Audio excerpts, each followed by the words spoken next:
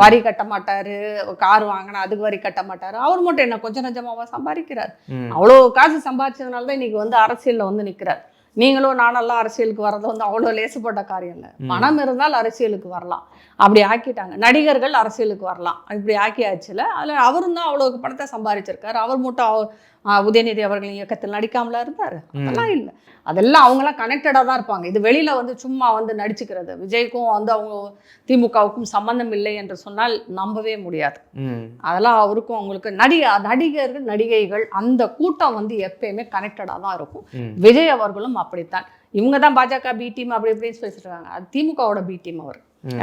அதில் வந்து மாற்று கருத்தே கிடையாது. ஏதோ ஒரு காரணத்துக்காக அவரை உருவாக்கி வச்சுக்கிட்டு இருக்கிறாங்க. சும்மா வந்து நம்ம இங்கே வந்து வெளியில் வந்து இப்படி பேசிகிட்டு இருக்காங்க. அவருக்கும் இவர் துரைமுருகன் அவர்களை பொறுத்த வரைக்கும் வச்சா அப்படின்லாம் கேலி பண்ணுறது எல்லாம் பேசுவாங்க. அதுக்கப்புறம் ஒன்றா சேர்ந்துக்குவாங்க.